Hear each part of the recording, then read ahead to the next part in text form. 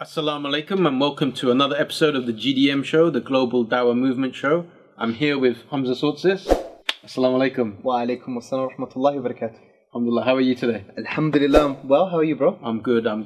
So in this week's episode, what we're going to be talking about was the discovery by the Birmingham University of these old Quranic fragments. And they've done some carbon dating on these fragments, and they've dated it to about the 1st century after 1st Hijri. Right, and there's been a lot of excitement online by Muslims, by Christians, by non-Muslims, and there's been a lot of commentary, and people are using this now as an argument to show, look, this is what we've told you, that the Quran has been preserved.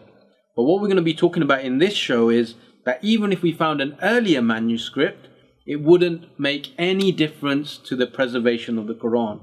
And Hamza is going to be talking about this. I hope so, yes. You want to take it away, inshallah. Thank you, bro. Excellent introduction. So, as you said, there's lots of commentary on this at the moment from Muslims, non-Muslims, academics, non-academics, popularizers, everybody. And some Muslims are using this as an evidence to show that the Quran is preserved. But I want to highlight something very clear here. Even if we found an earlier Quran, it would not make a difference. Wow.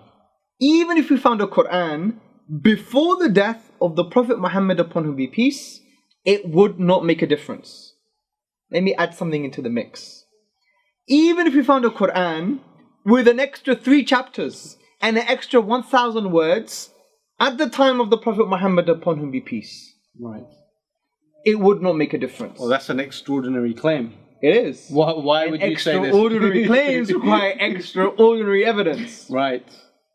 So you want my evidence, right? Yes, please. Ask for it. So please, Hamza, explain. Yeah, I will, inshallah, God willing. So the reason it doesn't make a difference is because the way that the Muslim scholars and the Muslim community preserved the Quran was via something called mutawatir reporting or tawatur reporting. In the English language, this means recurrent oral transmission. Okay. Mass oral transmission. Right.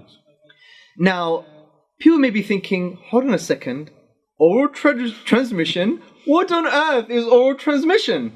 Somebody says something to somebody else, and that somebody else says something to somebody else, and that continues.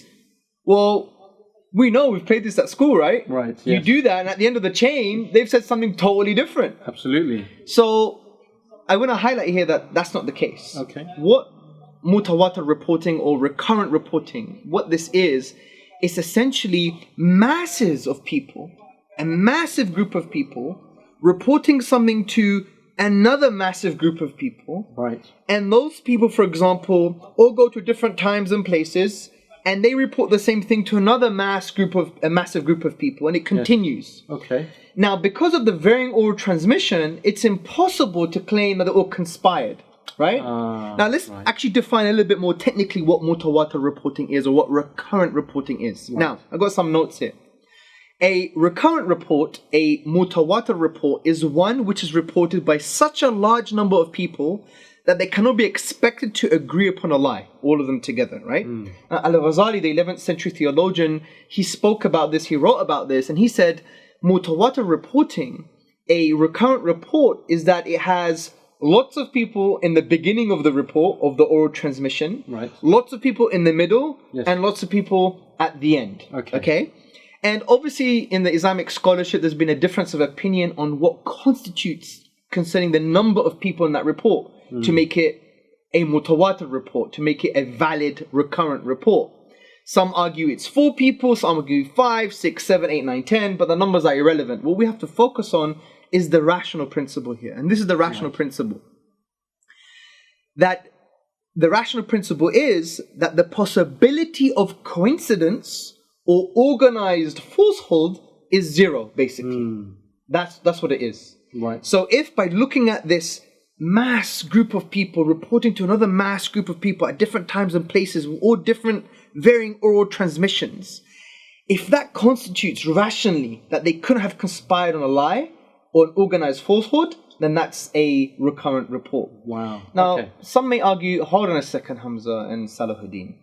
you guys are just crazy Muslims who are making stuff up. You're taking it from thin air and saying, here, we have a new philosophical principle called mutawatir. Yeah? No, that's not the case, because this has also been spoken about and written about in the Western tradition. Okay. David Hume, would you believe it? Oh, wow. He basically wrote in his inquiry concerning human understanding about this particular issue, and he referred it to miracles. Right. I'm going to say what he wrote, and I'm going to explain what he meant, which is very interesting. He said, "For I own that otherwise there may possibly be miracles or violations of the usual course of nature, of such a kind as to admit of proof from human testimony, though perhaps it will be impossible to find any such in all the records of history. Thus, suppose all authors in all languages agree that from the 1st of January 1600 there was a total darkness over the whole earth for 8 days. Suppose that the tradition of this extraordinary event is still strong and lively among the people, that all travellers who return from foreign countries bring us accounts of the same tradition without the least variation or contradiction. It is evident that our present philosophers, instead of doubting the fact, ought to receive it as certain." He's giving us the rational basis for recurrent reporting. You have a mass group of people reporting exactly the same thing based upon testimony from a previous mass group of people that never met each other, but yet they're reporting exactly the same thing. Wow. Yes. So to say that there wasn't 8 days of darkness is like tantamount to a massive conspiracy. Yes, I see. And that's the point. And I wrote about this in 2008 when I responded to the Channel 4 documentary on the Luling and Luxembourg hypothesis on the preservation of the Quran. Right. And I think the paragraph here is quite apt that summarizes what we're saying. Okay.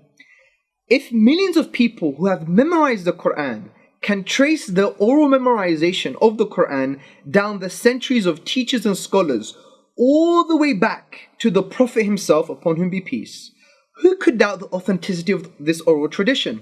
Especially if these millions of people who memorize the Quran, also known as Hufaz, live in different places in the world and have learnt the Quran via different teachers and scholars.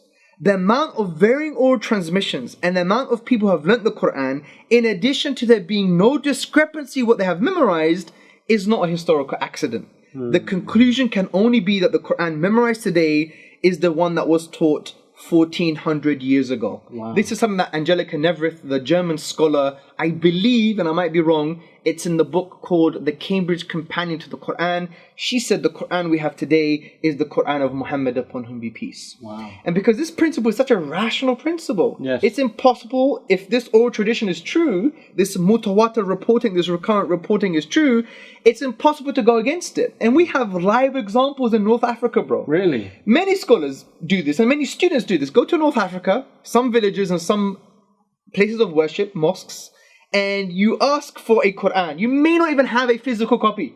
And you want to recite, for example, Surah Al-Baqarah, the second chapter of the Quran, the cow. You're like, I want to recite my Quran. Where's my Quran? Ya walad. Hey boy, come here. A little boy comes along and he starts to write for you the whole chapter because he's memorized it. Wow. And these villagers and these people have memorized the Quran of Africa. Some of them have never read a book before. Some people can't even read. But they've learned it by an oral tradition. Wow. And these people don't have the same chain of narration. They don't have the same oral transmission. They learn it from different scholars with different varying oral transmissions, all leading back to the Prophet Muhammad, upon whom he peace himself. We have live examples of this recurrent reporting. And they all memorize this Quran. So if anyone has any money, and this is a challenge, pay for these African students to come to England, to go to America, go to Australia, to speak to fellow Muslims who have memorized the Quran, and you see there'll be no discrepancy. Wow, that's Isn't that amazing? That's amazing. That's amazing. Now, what I've done as well is I've done a diagram. Really? Yeah, Okay. so you may have to hold this, bro. I do apologize. And I'm not very good at diagrams. I do apologize. And I need to cover your face as well. That's fine. That's all right. I do Let's go apologize, ahead. bro. And let me just ask the cameraman if this is good. Is this good, cameraman? A little bit lower. Is that good? That's perfect. Good. So this is my diagram, right? So say this is the Prophet Muhammad, upon whom be peace. It's represented by P here. And you have 4 companions. Obviously, in this case, when it comes to the memorization of the Quran, there were many, many more companions. But just for argument's sake, say 4. Let's take one companion. He traveled somewhere or stayed where he was, and at a particular time in his life, he taught some students. Say there's two. Obviously, they had many more students, but just for argument's sake, say two. And one particular student also became a teacher, and he taught his students all the same Quran. And one of his students, at maybe a different location at a different time, taught his students as well. And this chain continues into our present day. This is just one chain. Now another companion will have a different chain, and it may crisscross, but there'll be differences as well, and they both taught the Quran at different times and places. And this is for many companions, by the way. So as you can see, the different varying oral transmissions are so great that to claim that what we have today is not Quran is to claim a mass conspiracy. This is what David Hume was talking about in action. This is mutawatir reporting. This is the oral tradition en masse, mass reporting, and it's a rational principle from that perspective. And you know what? We even have presidents today. For example, China, bro. How do you know China exists? You've never been there? No. You just know China exists because everyone reports that China exists. Now, we've discussed this in previous shows. Yes. But basically, I know that China exists because I've met people who've said they've gone to China. And the people who I've met, they haven't met each other either. So how can they conspire to claim that there's something called China? Now you may argue about Google Maps and someone who looks Chinese and all that stuff, but yet that's still oral testimony. Because you have to believe that the guy who took a picture of the map or who drew the map, you have to believe his say-so that is a place called China. Yes. Do you see my point? And even someone who looks Chinese, maybe he's Korean, right?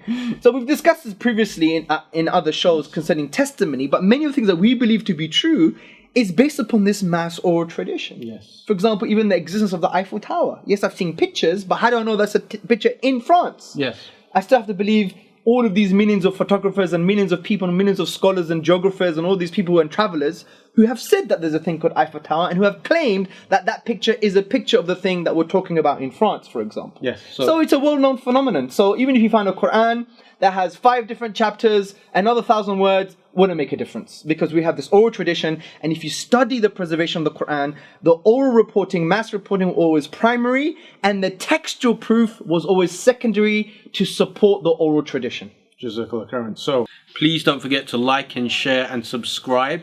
I just want to end on this note that in the fragments that they found in Birmingham, one of the verses was from chapter 18, verse 27, where Allah subhanahu wa ta'ala says that there is none who can alter his words. Well, this is like a sign in a way. Yes. The sign is that whether we have a text or not is irrelevant because none can alter his words because we have the oral mutawatir tradition. Subhanallah. Jazakallah khairan. Please join us for next week's show on the Global Dawah Movement Show. Assalamu alaikum.